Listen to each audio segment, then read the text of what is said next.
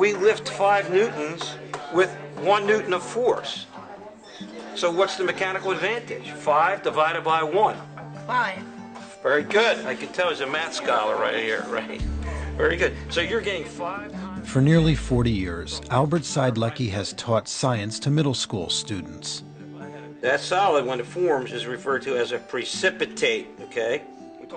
Most of those years have been spent here at Medford Township Memorial Middle School, where he's affectionately known as Mr. Sci.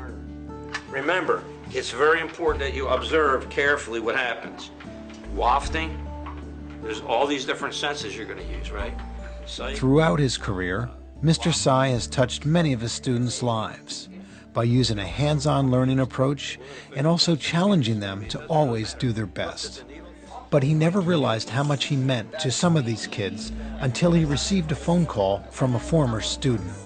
The secretary said it's not another teacher, it's not the school nurse, it's a doctor from the Dallas-Fort Worth area who adamantly wants to speak to you right this minute. And she said it's a Dr. Bono. And I remembered the name. I said, Lee Bono. I said, Lee, what's going on? I said, what are you calling me for? Lee was one of Mr. Sci's students from the mid-'80s, and since then has become a noted neurosurgeon. I was operating on a judge, and the judge, I had to do what's called an awake craniotomy, where I'm doing a brain procedure on someone who's awake because the tumor is in their motor area of speech.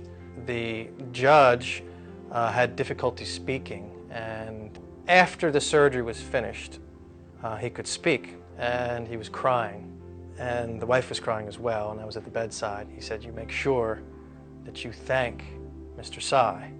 He didn't really use Mr. Sci's name, but the person, that teacher that you had, make sure you thank him for the inspiration to be here. He calls me. It changed the way I looked at every student from that phone call on. It was a life-changing phone call. And I said, why would you call me? He said, do you remember that day after school I took the brain and spinal cord out of the frog? You told me it was the best one you'd ever seen. He said to me, you know, you got the hands of a surgeon, you're a smart, bright boy, and you could be a surgeon. You could be a brain surgeon if you wanted to. I remember that.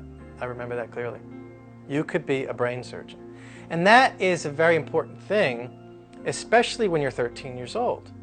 Because if you didn't think that, or if you had no idea you even wanted to be a brain surgeon, now that pops into your head. And you could say to yourself, you know what? My teacher, who I respect, told me that I have what it takes to be a brain surgeon. As a matter of fact, I saved that brain and spinal cord, and I presented it to him today.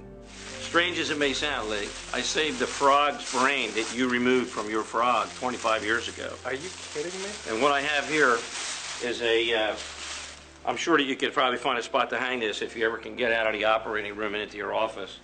It's a beautiful gift, but the meaning behind it, it goes far beyond words. It's a larger representation of the meaning of that lesson. It wasn't just watching a kid take out a brain. It was telling a kid, you know what, like a son, like a father would say to a son, you can be anything you want in life. You can be the President of the United States, you can be an astronaut. Just so happens, after that I really realized I wanted to be a brain surgeon, and so I did it. Had he not said that, maybe it wouldn't have happened.